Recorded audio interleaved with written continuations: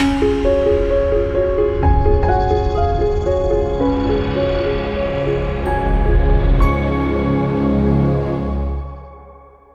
¿qué tal amigos? Bienvenidos a Nueva York Entre Letras. Hoy estamos aquí con nuestra invitada Araceli Tinajero. Bienvenida, gracias, muchísimas gracias. Estamos muy contentos porque yo ya leí todos estos libros, están hermosos y ella nos va a compartir todas sus experiencias de cuando los editó, cuando los escribió y cuando los investigó. Pero antes, Araceli, me voy a permitir leer una breve semblanza para nuestros amigos televidentes. Gracias. Araceli Tinajero es mexicana, experta en literatura japonesa, estudió la licenciatura en Letras Orientales y el doctorado en Letras Hispánicas, ambos en Rutgers University.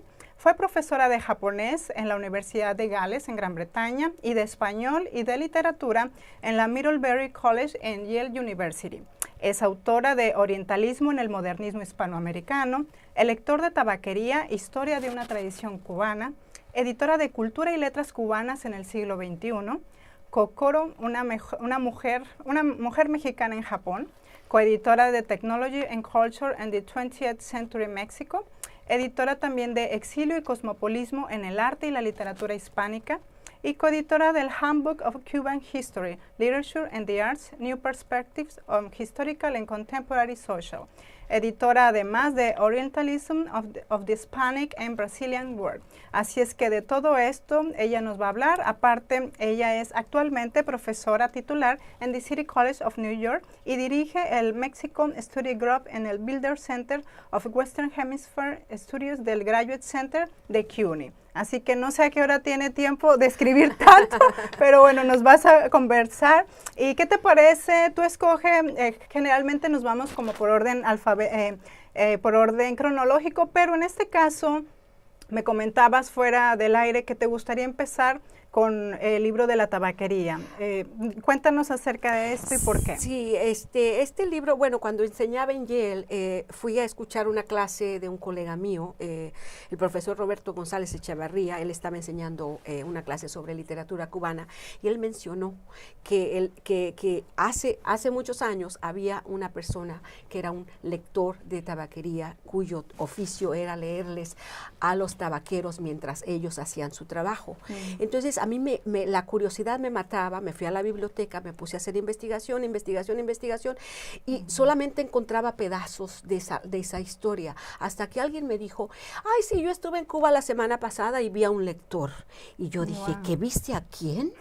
Dice, a un lector. Le digo, entonces todavía existen. Me fui a Cuba y entonces ahí empezó mi investigación súper densa. Viajé por todo Cuba, entrevistando a todos estos lectores de tabaquería. ¿Y qué hacía propiamente o cuál era el objetivo y cómo fue que empezó esta tradición de los lectores? Empezó en 1865 en Cuba, cuando a uno de los tabaqueros se le ocurrió decirle a un compañero, ¿por qué no te paras y nos lees el periódico de hoy? No se trataba de analfabetismo al 100%, pero entonces, y le dijeron, mientras tú lees, nosotros te damos un tabaco, cada uno, para entonces compensarte por el tiempo perdido. Y es así como comenzó en la fábrica Partagás, en 1865. Sí. Wow. Y también tengo entendido, bueno, después de leer la investigación que hiciste, que esto no solo ocurrió en Cuba, sino que también en Veracruz, por ejemplo, en México, ¿hubo una conexión o fue como que de pronto una casualidad que también en algunos otros lugares o países existiera? Los cubanos llevaron esa tradición a otras partes. Por ejemplo, ellos vinieron a Estados Unidos y en Tampa y en Cayo Hueso establecieron sus fábricas de tabaco y se trajeron la tradición. También hubo cubanos que se fueron para México y entonces para Veracruz y allí también establecieron eso. Incluso esa tradición llegó incluso hasta España, porque hay una novela que se llama La Tribuna, de Emilia Pardo Bazán, cuyo personaje es precisamente una lectora de tabaquería. Wow. ¿Y cómo escogían los temas? ¿Qué les leían? ¿El periódico o artículos? ¿Qué era? Como el lector siempre fue remunerado por los propios trabajadores, ellos se sintieron, y todavía hasta la fecha, se sintieron con la necesidad de elegir sus propios temas. Entonces había votaciones sobre qué era lo que se podía leer y lo que no se podía leer.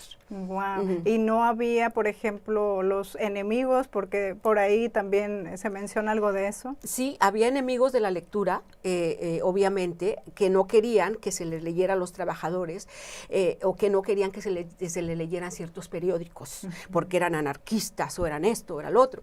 Y hubo incluso, a veces los propios tabaqueros se peleaban por la trama de las novelas. Y entonces incluso hubo muertes. En Tampa es una historia que realmente para contarse, ¿no? Wow, por ejemplo, ¿qué fue lo que pasó ahí? Estaban, no recuerdo exactamente el detalle, pero, sí, los dos tabaqueros empezaron a pelearse sobre la trama y dijeron que al siguiente día se iban a matar. Y uno justamente al siguiente día sacó la pistola y lo mató. Wow. Sí, o sea que ahí la realidad se salió de la ficción. La realidad se hizo más ficticia, claro, ¿no? Así que fue muy apasionante ir a Tampa y ahí trabajar con los archivos también, porque no había un libro de historia del lector de tabaquería. Claro, y esto pues viene a ser una documentación, un registro de una tradición oral que convertida a tradición ya aquí rescatada a nivel escrito. Tengo también por ahí, cuando lo estuve leyendo, impresiones muy emotivas de personas que todavía viven, que son lectores y pudiste hablar con ellos. Por ejemplo, había uno que decía que ya no se acordaba de lo que había leído, de todo lo que había tenido como 30 años leyendo. Claro. ¿Qué fue lo que te dejó a ti como escritora y como investigadora el conversar con esta gente? Oye, bueno, aquí me voy a poner a llorar porque cuando entrevisté a Santo Segundo, este señor en un pueblito en Cuba, y cuando le pregunté ya la memoria le fallaba completamente. Wow. Y entonces me dijo, yo no recuerdo, pero lo único que recuerdo es que leí a Alejandro Dumas y a Víctor Hugo. Todos los libros que pasaron por mis manos de ellos, eso lo leí porque son una proeza, ¿no? Es lo que me dijo. Entonces eso me dejó. Entonces yo dije, yo tengo que tengo que escribir todas las obras posibles que ellos recuerden para que se quede para el archivo cultural del futuro. Claro, claro. Y este libro, me pasó lo mismo con él que con Cócoro, tu novela, que yo decía, a ver, ¿es una novela o es, qué género, de cuál género estamos hablando? Para ubicar un poquito aquí al lector, estoy hablando ahora de Cócoro o Cocoro. Cócoro. Cócoro, que me encantó que gracias a tu trabajo, pues tú nos vas ahí como lectores explicando cuáles son los significados. Cada capítulo de esta obra tiene un título en japonés, entonces ahí vamos aprendiendo también del caló, de la jerga, el cómo se dice tener un jale o un trabajito, como decimos allá en México, una chamba, y tú también acá lo manejas, y me encanta la manera en que narras, porque es un relato autobiográfico de cuando viviste en Japón. Sí, es pero la voz narrativa es como de una jovencita que apenas va llegando a Japón y tú lo escribes ya de adulta. Cuéntanos de esta experiencia, cómo llegaste y por qué Japón y todo, cómo vino después la novela. Bien, bueno, yo llegué a los 18 años a Japón y era una joven completamente inculta. Apenas si hablaba un poco, unas palabras de inglés, y entonces decidí quedarme allí casi como una pícara y tuve que encontrar el trabajo que se me atravesara por el camino, ¿no? Así que estuve allá en 2 etapas, 1 año y medio, luego otro año y medio, y entonces en el año 2008 me sucedió algo que no lo voy a decir aquí a los televidentes.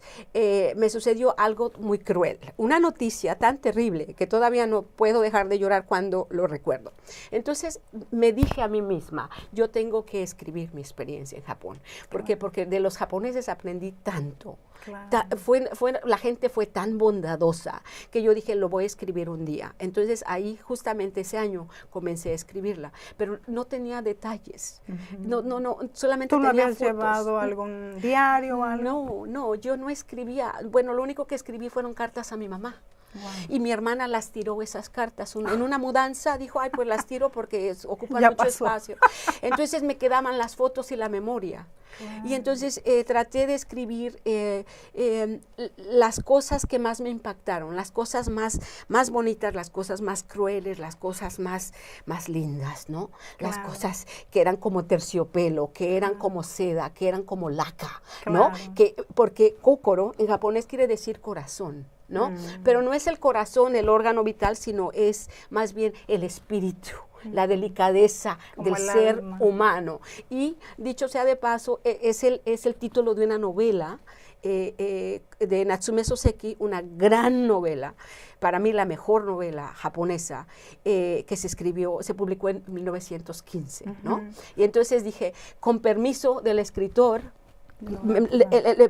mi título tiene que tener kokoro. En este título que nos presentas, yo sentí como lectora, y creo que eso le va a pasar también a muchos lectores cuando tengan la oportunidad de leerlo, que gracias a ti el lejano oriente se hace cercano, y que gracias a ti de una manera la narradora en primera persona nos va contando sus experiencias en Japón, y lo que suena como exótico o distinto se vuelve de pronto muy afín a la cultura mexicana. Por ejemplo, ¿nos puedes contar eso precisamente que te decía, de cuando tú conectas con Japón y que llegas y empiezas a ser muy bien recibida?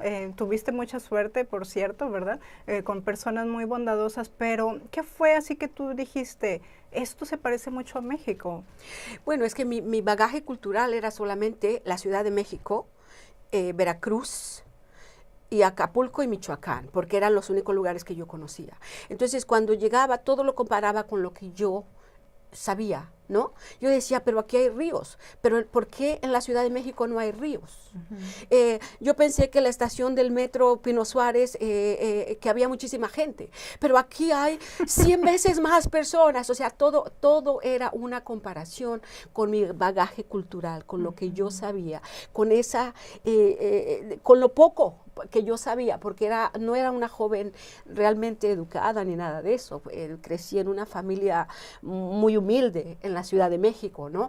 Así que eso fue. Entonces, a la hora de escribirlo, yo ya habían pasado 30 años, y entonces yo ya había escrito El lector de tabaquería, yo había escrito orientalismo, pero yo dije, no, yo tengo que escribir con la voz. Me puse a hacer varios borradores, y entonces me convenció una voz, y esa voz era la de aquella joven inculta, que no sabía nada. Y entonces dije, esta es la voz, y con esta voz me quedo, y ahora sí que sin vergüenza, y voy a hablar de mi vida íntima y de mi experiencia por allá.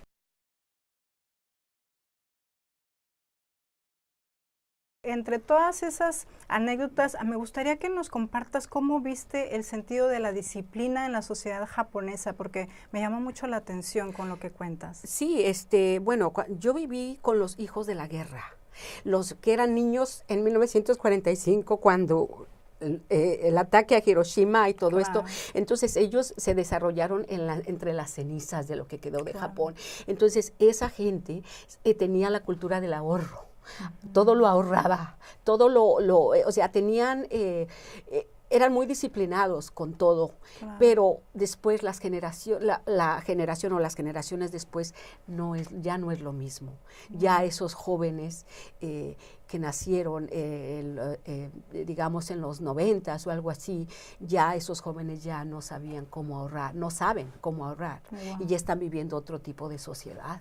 Porque ellos no sintieron en carne y hueso lo que es justamente vivir y crecer entre las cenizas de la guerra. La verdad es que podríamos seguir hablando horas y horas de Kokoro, porque hay tanta información ahí que nos habla de la cultura japonesa, pero bueno, nos quedan ya más otros libros que discutir. Y nada más para cerrar el tema de Kokoro, ¿nos podrías compartir un poco acerca de la visión de la muerte que tienen los japoneses? Porque me pareció fascinante todos esos rituales que hacen. Sí, son varios rituales y son muy formales también y carísimos, ¿verdad? Carísimos, porque la gente que va a los funerales se siente obligada a pagar dinero y a vestirse de cierta forma. Entonces estamos hablando de una extravaganza y bueno, ellos pues al fin budistas o shintoístas, dependiendo, ¿verdad? Ellos piensan y saben en el más allá y tienen festivales incluso en el verano, se celebra el Día de los Muertos, entonces la gente espera a que sus difuntos vuelvan a sus casas y por eso les ponen faroles rojos para que no se pierdan y después al otro día les prenden veladoras y las dejan en el río para que el alma de ellos se vaya. Los mexicanos tenemos una conexión increíble con los japoneses. Por eso en Japón hay tantos fanáticos de la cultura mexicana. Sí, y conocedores, porque veía también ahí que estaban conociendo a varios de los pintores y luego cuando llevaste también un vestido de China poblana que también tenían toda una conexión ahí y luego hasta crearon un museo con una colección de vestidos típicos mexicanos. Qué fabuloso, ¿no? Que nuestra cultura mexicana rompa fronteras y que sea conocida y admirada en muchos lugares. Efectivamente, siempre me sentí admirada y apreciada en Japón, siempre. Qué bonito. En aquel entonces yo era una niña joven, una joven inculta, pero ahora yo vuelvo a Japón y ahora los grandes profesores de las grandes universidades me tienen el mismo respeto. Y eso es algo que nosotros los mexicanos lo comprendemos. Otras sociedades, yo no creo que lo comprendan exactamente. Wow.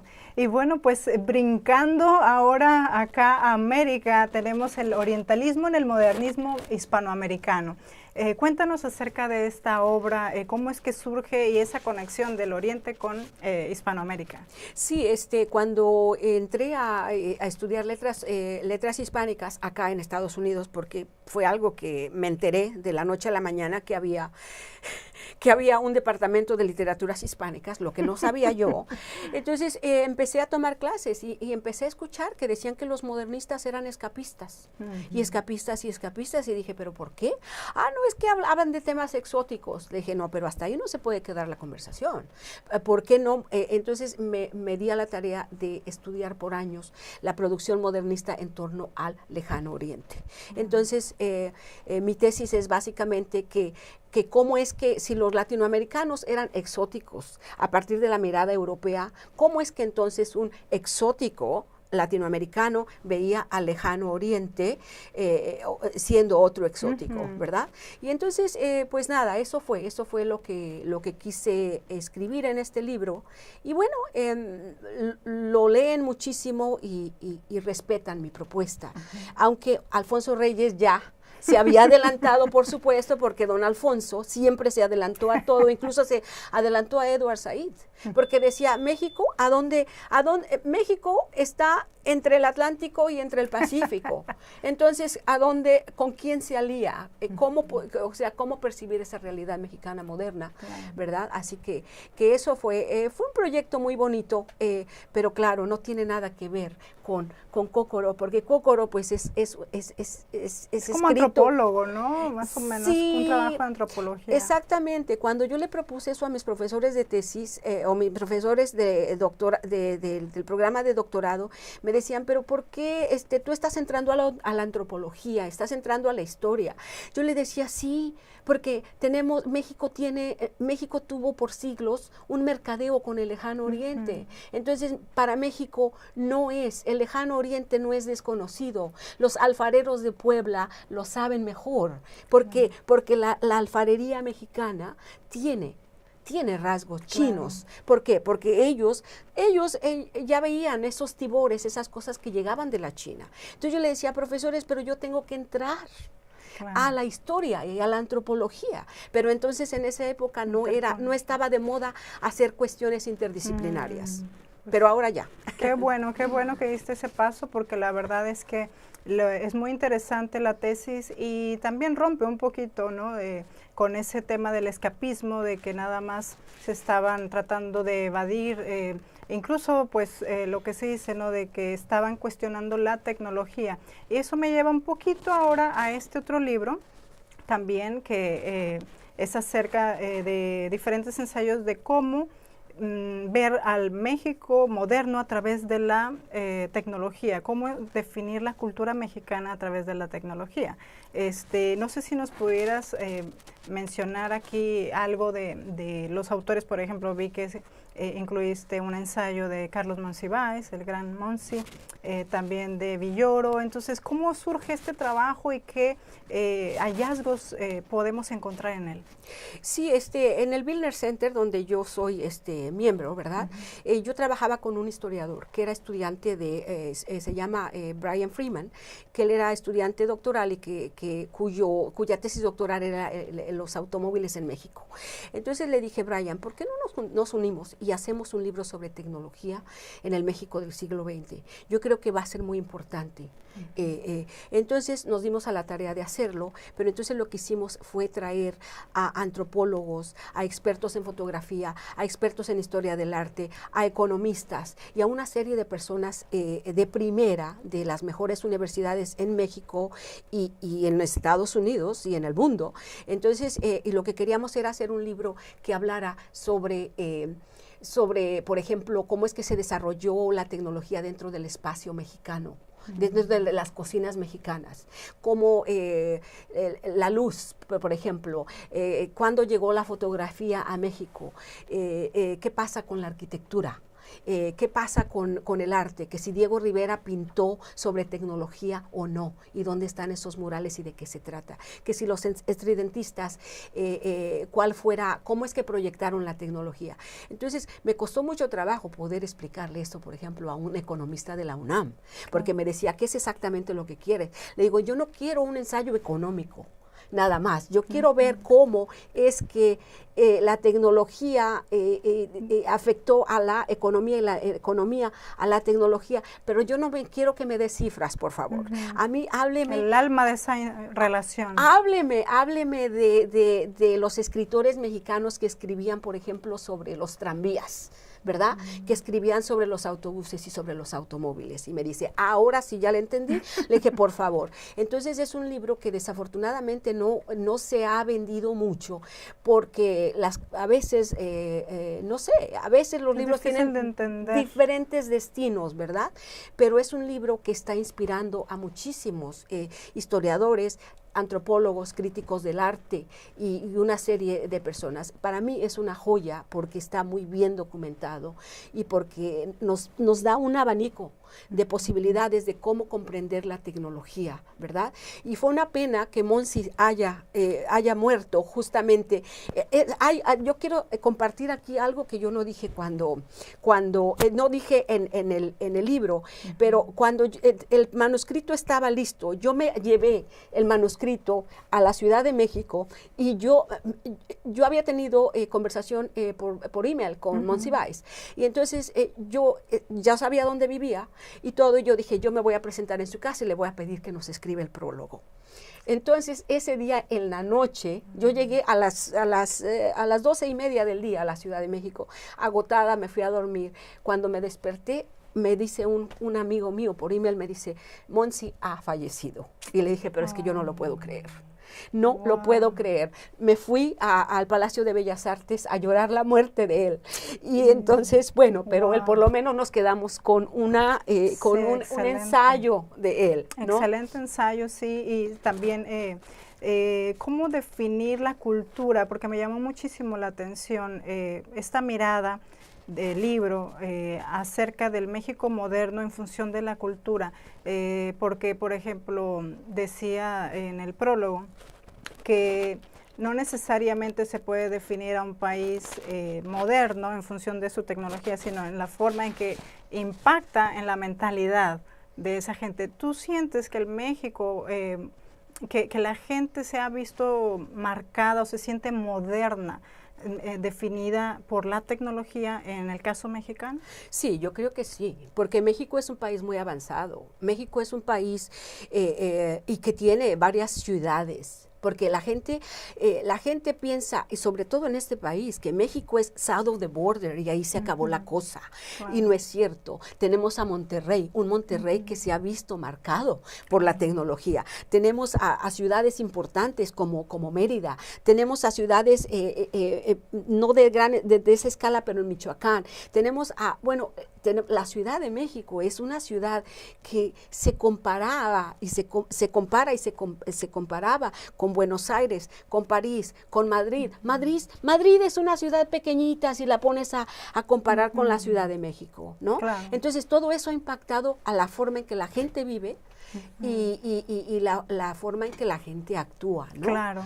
Y también me llamó la atención, no sé si fue una lectura correcta del libro, pero después de estar leyendo los ensayos me dio la sensación también de que cambia un poco la opinión que uno puede tener de Porfirio Díaz, que a nivel histórico ha sido condenado, ¿no? El dictador y todo, pero aquí estaba viendo todo lo que se hizo, todos los avances tecnológicos, ferroviarios, en fin, en las vías de comunicación.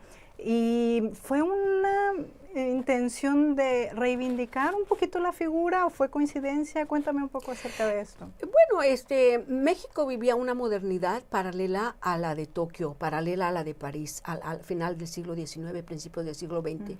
Y entonces Porfirio Díaz y todas las personas que estaban entonces gobernando tenían la presión de hacer algo muy especial porque se acercaban los centenarios de la independencia. Entonces Porfirio Díaz dijo, no, yo voy a mostrar el México moderno, ¿verdad? Porque claro, ciudades como Madrid era una ciudad pequeñita entonces comparada México se podía comparar con Chicago y con otras partes. Entonces Porfirio Díaz dijo, no, yo voy a mostrar mi México. Y eso es el México que también se hizo durante las Olimpiadas. Porque cuando México vio lo que había hecho Tokio en 1964, dijo, más vale que pongamos un metro porque estos japoneses salieron con un Shinkansen, ¿no? Y entonces después cuando otra vez, cuando la Copa Mundial, a propósito soy fanática del soccer o del fútbol, propiamente dicho, cuando la Copa Mundial también México dijo, no, a ponernos las pilas y nos llegó el terremoto en 1985. Sí. Yo ya estaba de vuelta en la Ciudad de México